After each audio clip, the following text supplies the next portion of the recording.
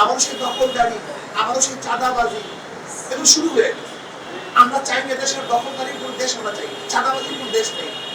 আমরা চাই মানুষ শান্তিতে থাকবে, প্রত্যেক মানুষের অধিকার ফিরে পাবে, এইটা আমাদের মহা দাবি। সেটা বিএনপি হোক, যে পার্টি হোক না কেন, যারা বর্তমানে আবার সুযোগ দিয়ে হত্যাযজ্ঞ চালাইতেছে, ধ্বংস করতেছে, দখলদারি করতেছে, চাঁদাবাজি শুরু করছে, এদেশের জনগণকে বলবো তাদেরকে প্রত্যাখ্যান করা।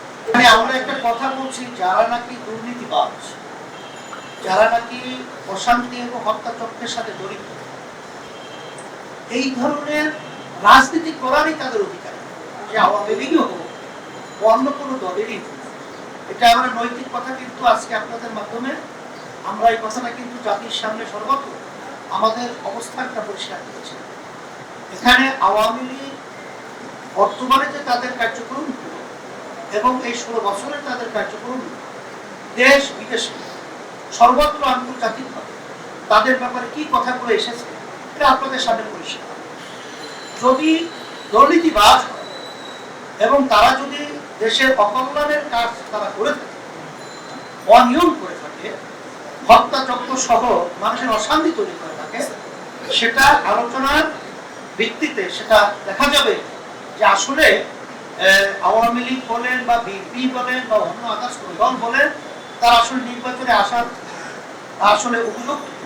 আমরা কিন্তু এখানে সাধারণভাবে তারা নির্বাচনে আসবে, তারা নির্বাচন করার যৌক্তিক দাবি রাখে এবং তাদের মাধ্যমে দেশ পরিচালনা হওয়া উচিত, সেটা কিন্তু আমরা কথা বলেছি আমাদের কাছে বক্তব্য পাবো।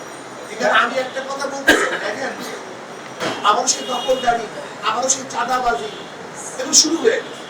আমরা চাই না দেশের দখলদারির কোন দেশ, আমরা চাই চাঁদাবাজির কোন দেশ নেই।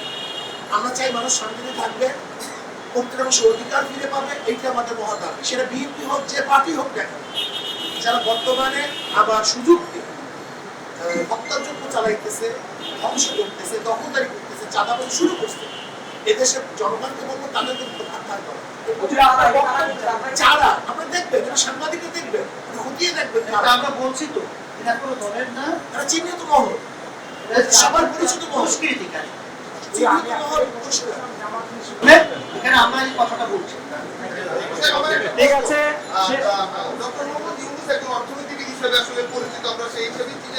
এই মোবাইলটা গাড়ি মোবাইলটা নামান, এই মোবাইল নামান। এটা আমরা পরিষ্কারভাবে বলেছি যে তার ব্যাপারে রাজনৈতিক মাঠে কার্যক্রম এখনো আমাদের কাছে স্বচ্ছ না।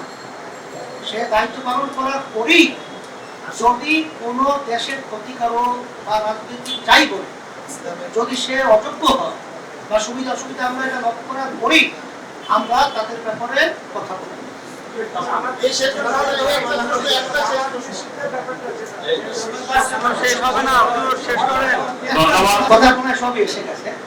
আপনাদের সকলকে ধন্যবাদ। আল্লাহ সবাইকে ভালো রাখুন।